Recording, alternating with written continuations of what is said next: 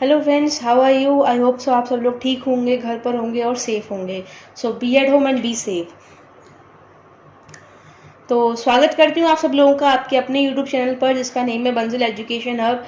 Friends, अगर अभी तक आपने मेरे चैनल को सब्सक्राइब नहीं करा है तो जल्दी से सब्सक्राइब कर दो और साथ ही साथ बेल आइकन को भी प्रेस कर देना, ताकि मेरे आगे आने वाली वीडियोस की नोटिफिकेशंस आपको मिलती रहें। एंड फ्रेंड्स, अगर अभी तक आपने मेरी इस वीडियो को लाइक नहीं करा है, शेयर नहीं करा है, तो जल्दी से लाइक कर दो और शेयर कर दो अपने फ्रेंड सर्कल में, ताकि वो भी इस वीडियो का बेनिफिट ले सकें। तो आज की जो वीडियो है वो है क्लास 11th के लिए, जिसमें हम लोग डिस्कस कर रहे थे कंज्यूमर इक्विलिब्रियम का topic. So let's get started. So friends, जैसे कि अभी तक हम लोग अपनी लास्ट वीडियोस में करते हुए आ रहे हैं कि मैं आपको अपनी पिछली वीडियो का एक छोटा सा रिकैप देती हूँ, ताकि आपको जो आगे आने वाले टॉपिक्स हैं उसको समझने में आसानी हो जाए। तो देखिए फ्रेंड्स, हमने अपनी लास्ट वीडियो में डिस्कस करा था कि कंज्यूमर इक्विलिब्रियम को हम दो थ्योरी से पढ़ सकते हैं। तो हमारी पहली थ्योरी थी वो थी हमारी मार्जिनल यूटिलिटी अप्रोच, और जो दूसरी थ्योरी थी वो थी हमारी इंडिफरेंस कर्व एनालिसिस। फिर मैंने आपको बताया था कि यूटिलिटी क्या होती है, यानी कि इसमें मैंने बताया था कि प्रोफेसर हॉब्सन ने कहा है that utility is the ability of a good, यानी कि वो एबिलिटी एक गुड की टू सेटिस्फाई अ वांट, जो वांट को क्या करे, सेटिस्फाई करे। यानी कि कोई भी गुड में, कोई भी कमोडिटी में, कोई भी प्रोडक्ट में वो एबिलिटी है कि वो ह्यूमन वांट को सेटिस्फाई कर पा रहा है, वो क्या हो जाती है, हमारी यूटिलिटी। देन हमने यूटिल्स के बारे में डिस्कस किया था कि यूटिल्स जो होते हैं वो स्टैंडर्ड यूनिट है किसकी, यूटिलिटी की। फ्रेंड्स, यहाँ मैं आपको बहुत ज़्यादा शॉर्ट में बता रही हूँ क्योंकि मैं ऑलरेडी इसका एक्सप्लेनेशन अपनी लास्ट वीडियो में कर चुकी हूँ। अगर आपको यहाँ पे समझ नहीं आ रहा है तो आप मेरी लास्ट वीडियो को देख सकते हैं, मैं लिंक आपको डिस्क्रिप्शन बॉक्स में प्रोवाइड कर दूंगी। देन फ्रेंड्स, हमने डिस्कस किया था कि टोटल यूटिलिटी क्या होती है और मार्जिनल यूटिलिटी क्या होती है। तो मैंने आपको बताया था कि जो टोटल यूटिलिटी होती है वो टोटल सेटिस्फेक्शन होती है। क्या होती है? टोटल सेटिस्फेक्शन जो हमें ऑब्टेन होती है किससे, जब हम कंज्यूम करते हैं सारी की सारी पॉसिबल यूनिट्स किसी भी एक कमोडिटी की, यानी कि एक कमोडिटी की जितनी भी यूनिट्स हैं, जितनी भी पॉसिबल यूनिट्स हैं, उसे कंज्यूम करने के बाद जो हमको टोटल सेटिस्फेक्शन मिलता है वो क्या होती है, हमारी टोटल यूटिलिटी। फिर मैंने बताया था कि टोटल यूटिलिटी कैसे कैलकुलेट की जाती है, तो उसका ये फॉर्मूला है। देन हमने मार्जिनल यूटिलिटी के बारे में डिस्कस किया था। तो what is marginal utility? Marginal utility is the additional utility derived from the consumption of one more unit of the given commodity, यानी कि वो एक एडिशनल यूटिलिटी होती है, यानी कि एडिशनल सेटिस्फेक्शन जो आपको मिलता है जब हम एक और यूनिट को कंज्यूम करते हैं किसी भी कमोडिटी की, यानी कि किसी भी कमोडिटी की एक और यूनिट को कंज्यूम करने से जो सेटिस्फेक्शन आपको मिलता है, जो यूटिलिटी आपको मिलती है, वो क्या होती है, हमारी marginal utility. Then marginal utility कैसे कैलकुलेट करते हैं, इसका भी मैंने आपको फॉर्मूला बताया था। इसके दो टाइप्स के वे हैं। ये मार्जिनल यूटिलिटी कैलकुलेट किस तरीके से होती है, दो फॉर्मूले हैं। फ्रेंड्स, ये फॉर्मूले अभी आप याद कर लीजिए, जब मैं आपको न्यूमेरिकल्स को एक्सप्लेन करूंगी तब आपको समझ में आ जाएगा कि ये फॉर्मूले कैसे वर्कआउट करते हैं या कैसे यूज करे जाते हैं। तो अभी आप इनको केवल याद कर लीजिए। तो फ्रेंड्स, आज का जो टॉपिक है उसमें हम लोग कवर अप करेंगे टोटल यूटिलिटी और मार्जिनल यूटिलिटी के रिलेशनशिप के बारे में। देन हम बात करेंगे law of diminishing marginal utility के बारे में। तो स्टार्ट करते हैं। तो देखिए फ्रेंड्स, अभी हम डिस्कस कर रहे हैं relationship between TU and MU, that is total utility and marginal utility.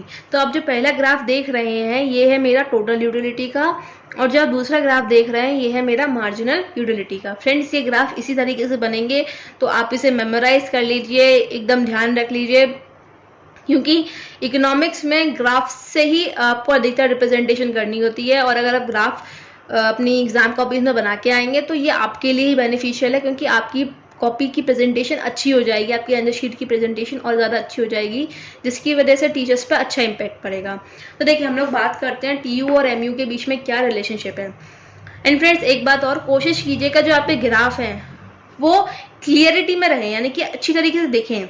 यहाँ तो छोटा है, मैं आपको एक्सप्लेन कर रही हूँ इसलिए मैं आपको ऐसे ही एक्सप्लेन कर रही हूँ, लेकिन आप कोशिश ये कीजिएगा जितना आप उसे क्लियर बना सकते हैं उतना ज़्यादा क्लियर बनाएं, ठीक है, उससे अच्छा इम्पैक्ट पड़ता है। तो देखिए फ्रेंड्स, हमारा टीयू और एमयू में रिलेशनशिप कैसे होता है, उसके लिए 3 पॉइंट्स हैं। आपको केवल याद रखना है, आप अगर ये ग्राफ समझ जाएंगे तो आप पॉइंट्स बना सकते हैं खुद ब खुद, ठीक है। अब देखिए, आपको दिख रहा होगा ये टी यू है स्टार्टिंग में क्या हो रही है, इंक्रीज कर रही है, क्या कर रही है, इंक्रीज, यहाँ आके ये कांस्टेंट हो गई यानी कि रुक गई, एंड यहाँ आके ये डिक्रीज कर रही है। अब ऐसा क्यों है वो हम जानेंगे। और जो हमारी मार्जिनल यूटिलिटी है वो इधर क्या है, यहाँ से लेके यहाँ तक, इस वाले पॉइंट से इस वाले पॉइंट तक किस पे है, पॉजिटिव में। पॉजिटिव के बाद जीरो हो गई है और जीरो के बाद नेगेटिव जा रही है, क्यों जा रही है वो भी हम डिस्कस करते हैं। तो देखिए T U increases with the increase in consumption. T U जो है यानी कि टोटल यूटिलिटी जो है वो इंक्रीज करेगी जैसे जैसे हम कंजम्पशन को इंक्रीज करेंगे किसी भी कमोडिटी का, यानी कि जैसे जैसे हम किसी भी कमोडिटी के कंजप्शन को इंक्रीज करेंगे वैसे वैसे क्या इंक्रीज होती जाएगी टी यू। देखो सिंपल से ऐसे ध्यान रखो रिलेशनशिप, कमोडिटी के कंजम्पशन को इंक्रीज करोगे तो क्या इंक्रीज होगी, टी यू इंक्रीज होगी। कमोडिटी के कंजप्शन को इंक्रीज करोगे तो क्या इंक्रीज होगी, टी यू। ठीक है, as long M U is positive, लेकिन कब तक इंक्रीज करेगी, जब तक एम यू यानी कि मार्जिनल यूटिलिटी पॉजिटिव है तब तक। ठीक है, आप देख सकते हैं यहाँ मेरी यूनिट 1 2 3 4, इधर भी 1 2 3 4, यहाँ तक 5 तक देखो ये पॉजिटिव है, जो एम यू है वो पॉजिटिव है। ठीक है, बल्कि 4 तक ही पॉजिटिव, 4 तक मान के चलिए, 4 तक क्या है, पॉजिटिव। तो मेरी एम यू क्या कर रही है, टी यू क्या कर रही है, इंक्रीज कर रही है। जहां मेरी एम यू 4 है, 4 यूनिट तक पॉजिटिव में है, वहीं मेरी टी यू क्या कर रही है, इंक्रीज कर रही है। ठीक है, दूसरा पॉइंट क्या है, when T U reaches its maximum, जब यानी कि जब टोटल यूटिलिटी अपने मैक्सिमम पॉइंट पे पहुंच जाती है, किसी एक यूनिट पे आके अपने मैक्सिमम पॉइंट पे पहुंच जाती है, तब एम यू क्या है, जीरो। तब एम यू क्या है, जीरो। देख लिए 5 पे हमारी टी यू क्या है, मैक्सिमम है, वहां मेरी एम यू किस पर आ गई, जीरो पे। ठीक है, व्हेन कंजप्शन इंक्रीज, जब हम कंजप्शन को और ज्यादा बढ़ाते हैं बियॉन्ड द पॉइंट ऑफ सेक्रिटी, यानी कि देखो ये जो पॉइंट है जब हमारी टी यू मैक्सिमाइज हो रही है, ये जो पॉइंट है, या ये समझ लीजिए जब हमारी एम यू एकदम जीरो पर है, यानी कि ये जो पॉइंट है ये कौन सी स्टेज है हमारी, स्टेज ऑफ मैक्सिमम सेटिस्फेक्शन। यानी कि ये ऐसी स्टेज है जहां आपको आगे और कंज्यूम नहीं करना चाहिए, आपको आपका मैक्सिमम सेटिस्फेक्शन मिल गया है उस कमोडिटी से, अब रुक जाओ वरना उल्टी कर दोगे। सिंपल सी बात है, जब आप किसी चीज को ज्यादा खा लोगे, एक्स्ट्रा कंज्यूम करते जा रहे हो, तो क्या होगा, पेट खराब हो जाएगा, उल्टी हो जाएगी, उससे ज्यादा क्या। अब यानी कि ये पॉइंट कौन सा होता है कि आप रुक जाओ, अब मत कंज्यूम करो। लेकिन भाई हीट है हम लोग, तो हम लोग और कंज्यूम करेंगे। टी यू स्टार्ट फॉलिंग, अब जो टोटल यूटिलिटी है वो फॉल करनी स्टार्ट हो गई। देखिए फॉल करनी स्टार्ट हो गई इसके बाद, और जो हमारी एम यू है वो क्या हो गई, नेगेटिव हो गई। क्या हो गई, नेगेटिव। तो आप इसके रिलेशनशिप को ऐसे याद रख सकते हैं, सबसे पहले टी यू इंक्रीज करेगा, ठीक है, तब तक हमारी एम यू क्या होगी, पॉजिटिव रहेगी कि नहीं रहेगी। देन जैसे ही टी यू अपना मैक्सिमम पहुंच जाएगा, यानी कि टी यू जो है मैक्सिमम हो गया, तो हमारी एम यू क्या है, जीरो हो गई है। और जब हमारा टी यू डिक्रीज कर रहा है तब हमारी एम यू नेगेटिव है। तो आप केवल ये रिलेशनशिप याद रखिए, यानी कि टी यू इंक्रीज कर रहा है तो एम यू क्या है, पॉजिटिव है। टोटल यूटिलिटी इंक्रीज कर रही है तो मार्जिनल यूटिलिटी पॉजिटिव है। टोटल यूटिलिटी मैक्सिमम पर है तो मार्जिनल यूटिलिटी जीरो पर है। देन अगर टोटल यूटिलिटी डिक्रीज कर रही है तो मार्जिनल यूटिलिटी तो माइनस में जाएगी सीधा, क्योंकि मार्जिनल यूटिलिटी ऑलरेडी डिक्रीज कर रही होती है, तो ये डायरेक्ट माइनस में जाएगी। फॉर एग्जाम्पल देखो, मैं आपको एक टेबलर फॉर्म में भी समझाती हूँ। फॉर एग्जाम्पल आपने बिस्किट्स कंज्यूम करे, ठीक है, हम लोग 6 यूनिट लेके चलते हैं, 1 2 3 4 5, चलो 5 ही लेके चलते हैं, ठीक है। यहाँ हमने डाली हमारी टोटल यूटिलिटी, यहाँ हो गई हमारी मार्जिनल यूटिलिटी। अब देखो टोटल यूटिलिटी इंक्रीज करी है, 20 मिली, 36 हो गई, ठीक है। देन हमारी मान लीजिए 50 हो गई, फिर से 50 एंड देन 44। अब इस पॉइंट के बाद इसने डिक्रीज करना स्टार्ट कर दिया। ये देखो टेबलर प्रेजेंटेशन है, इसको कंफ्यूज मत होना, मेरा मोटिव है केवल मैं आपको कॉन्सेप्ट क्लियर कर सकूँ इन सबके। देन देखिए एम यू हमारी 20, 16, देन 4, 0 एंड -6।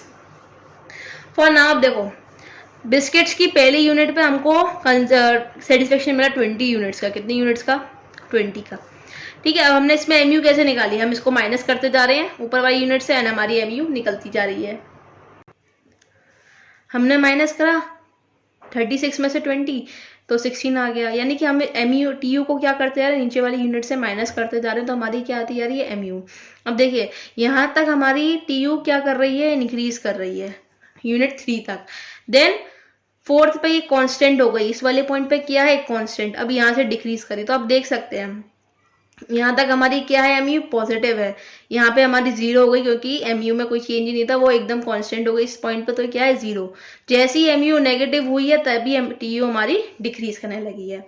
तो आप इसे इस तरीके की एग्जाम्पल के साथ एग्जाम में समझा सकते हैं, क्योंकि आप जितने अच्छी तरीके से एग्जाम्पल्स के साथ समझाएंगे उतना ही टीचर पर इम्पैक्ट अच्छा पड़ेगा। एंड ये क्वेश्चन बहुत ज़्यादा पूछा जाता है कि TU और MU के अंदर, यानी कि टोटल यूटिलिटी और मार्जिनल यूटिलिटी के अंदर क्या रिलेशनशिप है, ये एक दूसरे से कैसे रिलेट करते हैं। तो ये इसका यही रिलेशनशिप है, आप इसको इस तरीके से ग्राफिकली रिप्रेजेंट करके आ सकते हैं।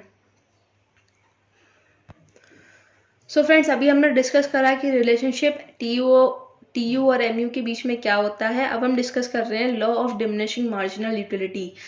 ये लॉ क्या कहती है, तो ये देखिए, law of diminishing marginal utility states that as we consume more and more units of a commodity, जैसे कि हम ज़्यादा से ज़्यादा यूनिट्स कंज्यूम करते हैं किसी भी कमोडिटी के, the utility derived from each successive unit goes on decreasing. वैसे ही जैसे जैसे हर एक यूनिट कम कंज्यूम करते जाते हैं उसकी यूटिलिटी और कम होती जाती है। देखो ये नॉर्मल सी बात है, आप समझेंगे। आपको कम से कम 10 बर्गर दे दिए, अब आप पहले बर्गर को जब खाओगे तो आपको अच्छा लगेगा, दूसरे को खाओगे यानी कि पहले की सेटिस्फेक्शन आपको ज़्यादा मिलेगी, दूसरे को खाओगे ठीक है तो उससे सेटिस्फेक्शन क्या हो जाएगी कम, और जब आपको आखिरी वाला बर्गर दिया जाएगा तो आप खाओगे ही नहीं, है कि नहीं। तो यानी कि इसका कहने का मतलब है जैसे जैसे आप किसी कमोडिटी के ज़्यादा से ज़्यादा यूनिट्स को कंज्यूम करते जाते हैं, वैसे वैसे जो हमें यूटिलिटी हर एक यूनिट से मिलती है वो क्या होती जाती है, डिक्रीज होती जाती है।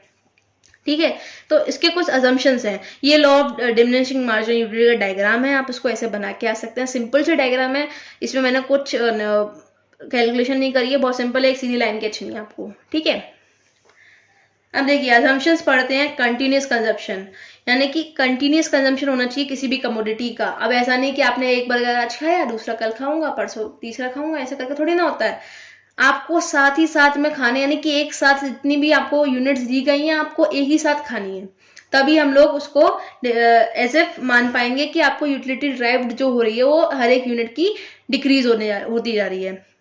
सपोज आप, अगेन मैं वही एग्जांपल, 10 बर्गर आपको दिए गए, अब आपने सोचा कि मैं 10 बर्गर हैं 10 दिन में रोज एक एक खाऊंगा, ठीक है, तो आप एक दिन में खाओगे तो आपको यूटिलिटी उतनी ही मिलेगी, उतना ही सेटिस्फेक्शन मिलेगा पहले बर्गर से भी। दूसरा जब आप खाओगे तो दूसरा ही सेटिस्फेक्शन उतना ही देगा बर्गर जितना कि पहले वाले ने दिया, क्योंकि आप उसका कंटिन्यूस कंजप्शन नहीं कर रहे हैं। ठीक है, जब उसका कंटिन्यूस कंजप्शन करेंगे तो जो आप हर एक यूनिट खाओगे उससे यूटिलिटी यानी कि सेटिस्फेक्शन डिक्रीज होता जाएगा आपका। ठीक है, एक और एग्जाम्पल देखो, चलो बर्गर का नहीं, आपकी मम्मी रोटी सेक रही है, आपने पहली रोटी खाई, वाह वाह बहुत अच्छी है, दूसरी दे दो, दूसरी भी खा ली, तीसरी भी खा ली, तो आप एक पॉइंट पे तो रुक जाओगे, एक पॉइंट पे तो पेट भर जाएगा, एक पॉइंट पे तो एक सेटिस्फेक्शन उससे कम होनी स्टार्ट हो जाएगी, दैट इज इट। ठीक है, नो चेंज इन क्वालिटी, जो कमोडिटी की क्वालिटी उसकी में चेंजेस नहीं आने चाहिए। अब सपोज आपने आइसक्रीम ली, ठीक है, आइसक्रीम ली, एक ली आपने विदाउट नट्स एंड ऑल और एक ली विद नट्स एंड ऑल, यानी कि दोनों की क्वालिटी में क्या है चेंजेस है। या आपने एक ली वनीला की, एक ली चॉकलेट की, दोनों की क्वालिटी में क्या है चेंजेस है। ठीक है, अब आपने पहली बार वनीला की खाई, अच्छी है, जब आपको दूसरी और अच्छी आइसक्रीम दी जाएगी तो क्या आप उसको, वो आपको जो सेटिस्फेक्शन प्रोवाइड करेगी वो पहली वाली से ज्यादा ही तो करेगी, यानी कि इस केस में भी डिमिनिशिंग मार्जिनल यूटिलिटी खत्म हो जाएगा। ठीक है, लॉ काम नहीं करेगी, तो क्वालिटी चेंज नहीं होनी चाहिए। कंजप्शन ऑफ रीजनेबल क्वांटिटी, एक रीजनेबल क्वांटिटी में खाओ, तो देखिए ये लॉ क्या कहती है, यानी कि ये लॉ क्या, ये पॉइंट क्या कहता है, कंजप्शन ऑफ रीजनेबल क्वांटिटी। इसका सिंपल सा आप फॉर एग्जांपल आप ये समझ लीजिए, कोई इंसान भूखा है तो आप उसे एक आधी रोटी देते हैं, ठीक है, आधी रोटी जो आप उसे दे रहे हो वो भी उसको उतना ही सेटिस्फेक्शन प्रोवाइड कर रही है। अब आपने कहा कि यार बहुत ज्यादा भूखा है तो आप उसे आधी रोटी और दे देते हो, तो वो भी उसको उतना ही सेटिस्फेक्शन प्रोवाइड कर रही है। कहने का मतलब ये है कि अगर समझ लो, अगर कोई आप जो अगर रीजनेबल क्वांटिटी में अपनी कमोडिटी को कंज्यूम नहीं करोगे तो वहां लॉ काम नहीं करेगी। अब एक और एग्जांपल देती हूँ, सपोज आप बाहर से आए हो, बहुत गर्मी है, आपने क्या करा, एक गिलास निकाला जूस का, अब आप उसको क्या कर रहे हो, एक एक चम्मच करके पी रहे हो। अब एक एक चम्मच आपको कितनी यूटिलिटी प्रोवाइड कर देगी, हर एक चम्मच उतनी करेगी ना, क्योंकि आप बहुत ज्यादा प्यासे हो। तो इसका क्या मतलब होगा कि जो आपको सेटिस्फेक्शन मिल रहा है, जो यूटिलिटी मिल रही है, वो कम नहीं होगी। तो इस मामले में भी लॉ काम नहीं करेगी। तो लॉ क्या कहती है कि जो कमोडिटी आप कंज्यूम कर रहे हो उसका कंटिन्यूस कंजप्शन करो, उसकी क्वालिटी में चेंज मत करो, और साथ ही साथ एक रीजनेबल क्वांटिटी में उसे कंज्यूम करो, एक रीजनेबल क्वांटिटी में उसे कंज्यूम करो, तभी तो लॉ काम करेगी। ये कुछ अजम्पशंस है लॉ के। देन हमारा फोर्थ अजम्पशन क्या है, MU of money remains constant, यानी कि मनी की जो MU है, मार्जिनल यूटिलिटी मनी का, वो क्या है, कांस्टेंट माना गया। अब देखो क्यों माना गया है, अगर एक कंज्यूमर पूरा पैसा एक ही कमोडिटी पे खर्च कर देगा तो जेन्युइन सी बात है दूसरी कमोडिटी को कंज्यूम करने के लिए उसके पास ज्यादा पैसे नहीं होंगे। तो ये माना जाता है कि जो MU है मनी का, वो क्या रहेगा, कांस्टेंट रहेगा। देन हमारा फिफ्थ अजम्पशन क्या कहता है, परफेक्ट नॉलेज, यानी कि इसका मतलब क्या है, कंज्यूमर को परफेक्ट नॉलेज होनी चाहिए कि जो इनकम, यानी कि जो उसकी इनकम है, वो उसको जिस कमोडिटी के ऊपर खर्च कर रहा है वो कमोडिटी खर्च करने के लायक है कि नहीं। यानी कहने का मतलब ये है, अगर उसके पास दो चॉइसेस हैं तो उसे पता होनी चाहिए कि मैं जो अपनी इनकम अपनी कमोडिटी पे खर्च कर रहा हूँ तो कौन से गुड्स अच्छे हैं, कौन से गुड्स बुरे हैं। अगर दो टाइप से गुड्स हैं तो उसे पता होना चाहिए कि ये वाला गुड्स में अगर मैं अपना इनकम लगाऊंगा तो ये मुझे ज़्यादा सेटिस्फेक्शन देगा, और दूसरे में लगाऊंगा तो वो कम सेटिस्फेक्शन देगा, यानी कम यूटिलिटी देगा। देन हमारा सिक्स पॉइंट है इंडिपेंडेंट यूटिल्स। अब देखिए ये पॉइंट क्या कहता है, इंडिपेंडेंट यूटिल्स का मतलब है कि अगर कोई भी एक कमोडिटी का MU दूसरी कमोडिटी के MU को अफेक्ट नहीं करेगा, यानी कि किसी भी एक कमोडिटी का MU अलग है दूसरी कमोडिटी के MU से। सिमिलरली जो अगर एक इंसान को यूटिलिटी पहली कमोडिटी से मिल रही है, जरूरी नहीं है कि वो दूसरी इंसान को भी मिले। ठीक है, कहने का मतलब ये है, यहाँ पे आप कंपेयर नहीं करोगे, दोनों की कमोडिटीज के MU अलग हो सकते हैं, प्लस दोनों ही पर्सन्स की यूटिलिटी अलग हो सकती है, यानी कि एक पर्सन की यूटिलिटी दूसरे पर्सन की यूटिलिटी को अफेक्ट नहीं कर सकती। देन हमारा सेवेंथ पॉइंट है रेशनल कंज्यूमर। अब देखिए रेशनल कस्टमर का क्या मतलब होता है, कंज्यूमर जो होता है कि वो कैलकुलेट करता है, कंपेयर करता है यूटिल्स को जो उसे अलग अलग कमोडिटी से मिल रही है। सपोज अगर उसने बिस्किट खाए और उसने, चलो बिस्किट ही लेते हैं, बिस्किट के दो वो ले लेते हैं हम लोग ब्रांड, दैट इज पार्ले जी खाए और एक गुड डे खाए, ठीक है।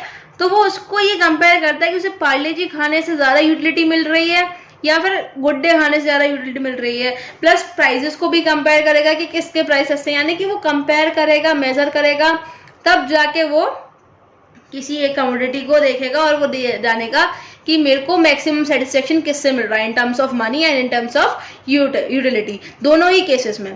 ठीक है, तो रेशनल कंज्यूमर समझ में आ गया। देन हमारा 8 पॉइंट है fix income and prices. Fix income and prices में ये अज्यूम करा जाता है कि जो कंज्यूमर की इनकम है, किसकी इनकम है, कंज्यूमर की इनकम है, और जो प्राइस है कमोडिटी की वो चेंज नहीं हो रही है, वो चेंज नहीं हो रही। क्यों नहीं हो रही, यानी कि कंज्यूमर, अब समझो कंज्यूमर जो कमोडिटी को खरीदना चाह रहा है उसकी प्राइस बढ़ जाएगी तो law of diminishing marginal utility काम नहीं करेगा, DMU काम नहीं करेगा। वहीं अगर कंज्यूमर की इनकम बढ़ जाएगी तो वो कमोडिटी क्यों खरीदेगा भाई, वो उससे अच्छी वाली खरीदेगा ताकि उसको और ज़्यादा मैक्सिमम सेटिस्फेक्शन मिल सके। तो ये भी केस में DMU काम नहीं करेगा, यानी कि ये अज्यूम करा जाता है कि कंज्यूमर की इनकम और कमोडिटी की प्राइस में कोई भी चेंज ना हो। देन हमारा 9 पॉइंट है मॉनेटरी मैनेजमेंट ऑफ यूटिलिटी। इसमें क्या है, इसमें अज्यूम करा जाता है कि जो यूटिलिटी हम लोग मेजर कर रहे हैं वो किस टर्म में हो, मॉनेटरी टर्म में हो। ठीक है, देन हमारा लास्ट पॉइंट है कार्डिनल मेजरमेंट ऑफ यूटिलिटी। इसमें क्या होता है कि हम लोग ये अज्यूम करते हैं कि जो कंज्यूमर की यूटिलिटी हम उसे मेजर कर पाए और वो क्वांटिटेटिव टर्म्स में हो, किस टर्म्स में हो, क्वांटिटेटिव टर्म्स में हो, यानी कि नंबर्स में हो, 1 2 3 एंड ऑल। इस हिसाब से ये 10 पॉइंट्स हैं जिसको DMU एक्सप्लेन करता है। पहला हमने पढ़ी लिया, that is consumption continuous consumption होना चाहिए, then no change in quality, consumption of reasonable quantity, then हमारा हो गया MU of money remains constant, then perfect knowledge, independent utils, rational consumer, fixed income and prices, monetary measurement of utility and cardinal measurement of utility. These are the 10 assumptions जिसमें DMU को हम लोग assume करते हैं, इस assumptions के ऊपर ही DMU बनी हुई है। तो फ्रेंड्स ये assumptions आप याद कर सकते हैं क्योंकि ये क्वेश्चन पूछ सकते हैं कि right the assumptions of DMU। तो ये 10 पॉइंट्स है, अगर आप इसके पॉइंट्स भी लिख के आ जाएंगे तो भी आपको स्कोरिंग मार्क्स मिल जाएंगे, अगर आप एक्सप्लेन भी कर देते हैं तो वेल एंड गुड, ठीक है। तो फ्रेंड्स देखिए ये हमारी डायग्रामेटिकल एक्सप्लेनेशन है DMU की, तो आप देखिए समझने की कोशिश कीजिएगा। मैंने आपको पिछली अभी डायग्राम दिखाया था DMU का, तो अब देखिए मैं आपको उसे डायग्रामेटिकली बताती हूँ होता क्या है। सपोज कि ये जो है हमारी, यानी कि इधर जो हमारी चल रही है वो क्या चल रही है, मार्जिनल यूटिलिटी, और यहाँ पे जो चल रही है वो हमारी क्या चल रहा है, यूनिट्स, ठीक है। अब देखिए TU जो है इंक्रीज कर रहा है, आप देख रहे हैं पहले यूनिट से अगर हम पिज़्ज़ा खाया तो पहले यूनिट से हमें 20 यूनिट्स मिल रहे हैं, देन 36, यानी टोटल यूटिलिटी की बात कर रही हूँ मैं, केवल यूटिलिटी की बात नहीं कर रही। देन थर्ड में हम लोग को 46 मिल रहा है, 4 में 50 हो गया, 50 हो गया, 44। मैंने सेम एग्जाम्पल लेके चला है। तो देखिए अब हम लोगों की MU, जब हमने इसको माइनस करते जा रहे हैं तो हमारी क्या निकलती जा रही है, MU निकलती जा रही है। पहली यूनिट पर 20, 16, 10, 4, 0, 6, यानी कि इसको नीचे वाली से माइनस करते चलें तो ये हमारी MU निकलती आ रही है। आप डायग्राम समझ रहे होंगे, जैसे जैसे हमारी जैसे जैसे हम लोग कंज्यूम करते जा रहे हैं पिज़्ज़ा को, वैसे वैसे हमारी MU डिक्रीज होती जा रही है। अब देखिए पहले पे हमारी 20 थी इस वाली यूनिट पर, देन दूसरी यूनिट पे हो गई 16, ठीक है, देन हमारी तीसरी यूनिट पे हो गई 10, देन हमारी चौथी यूनिट पे हो गई 4, फिफ्थ पे आ गई 0 पर, और ये हमारी डायरेक्ट माइनस में चलेगी। अब देखिए फ्रेंड्स सिंपल सी कहने की बात ये है कि MU का कर्व जो होता है वो डाउनवर्ड स्लोप करता है, डाउनवर्ड स्लोप करता है। क्यों करता है, क्योंकि वो इंडिकेट करता है कि हमें हर यूनिट से, जो हम लोग सक्सेसिव यूनिट हम लोग जैसे जैसे पिज़्ज़ा को कंज्यूम कर रहे हैं वैसे वैसे हमारी सेटिस्फेक्शन डिक्रीज होती जा रही है, यानी कि जैसे जैसे हम लोग पिज़्ज़ा की यूनिट्स को कंज्यूम कर रहे हैं वैसी वैसी हमारी क्या सेटिस्फेक्शन डिक्रीज होती जा रही है। कर्व यही तो शो कर रहा है, और यही जो होती है डिमिनिशिंग मार्जिनल यूटिलिटी भी बताती है कि क्या बोलती है डिमिनिशिंग मार्जिनल यूटिलिटी, कि as states diminishing marginal utility states that as we consume more and more units of a commodity, जैसे जैसे हम लोग ज़्यादा से ज़्यादा यूनिट्स एक कमोडिटी कंज्यूम करते जाते हैं, हमारी हर यूनिट से सेटिस्फेक्शन जो हमें मिल रही है वो क्या होती जाती है, डिक्रीज होती जाती है। यही तो DMU स्टेट करती है। तो दिस इज इट कि यही रीज़न है DMU का, MU इसलिए डाउनवर्ड स्लोप कर रही है। देन अगेन हमारा जो ये पॉइंट है, जब हमारी MU 0 है तो ये हमारा मैक्सिमम सेटिस्फेक्शन पॉइंट है, मैक्सिमम सेटिस्फेक्शन पॉइंट, ठीक है। ये हमारा पॉइंट कौन सा है, मैक्सिमम सेटिस्फेक्शन पॉइंट, यानी कि इस पॉइंट पे हम लोग को मैक्सिमम सेटिस्फेक्शन मिल चुकी है और पिज़्ज़ा को कंज्यूम करते करते यानी कि 5th यूनिट तक हम लोगों को मैक्सिमम सेटिस्फेक्शन मिल गई है। तो फ्रेंड्स यही टॉपिक है DMU का। आई होप सो आपको क्लियर हो गया होगा। मैंने आपको आज की वीडियो में रिलेशनशिप बताया है TU और MU का, and then diminishing marginal utility बताई है और उसके असम्पशंस बताए हैं। अगर आपको कोई भी डाउट है इस पूरी वीडियो से में, तो फ्रेंड्स आप मुझसे कमेंट सेक्शन में पूछ सकते हैं, मैं आपको वहीं की वहीं आपको आंसर दे दूंगी या अगली वीडियो में आपके डाउट को क्लियर कर दूंगी। एंड अगेन फ्रेंड्स मेरे को सपोर्ट कीजिए, मेरे चैनल को सब्सक्राइब कीजिए, साथ ही साथ वीडियोज़ को लाइक और शेयर ज़रूर करो ताकि जितने भी आपके फ्रेंड्स हैं उनको भी ये टॉपिक ये कॉन्सेप्ट क्लियर हो पाए। फ्रेंड्स मेरा केवल मोटिव ये है कि मैं आप लोगों के कॉन्सेप्ट को क्लियर कर पाऊँ, ठीक है। मैं अगर इतना कर रही हूँ तो इसलिए कर रही हूँ ताकि आप लोगों के कॉन्सेप्ट क्लियर हो जाए। तो प्लीज़ मुझे सपोर्ट करो, मेरे चैनल को सब्सक्राइब करो और लाइक और शेयर करो। तो थैंक यू फ्रेंड्स, आज के लिए इतना ही। एंड आगे हम लोग लेके आ रहे हैं consumer equilibrium in case of single and double commodities. तो आगे आने वाली वीडियो का वेट कीजिएगा। आज के लिए थैंक यू।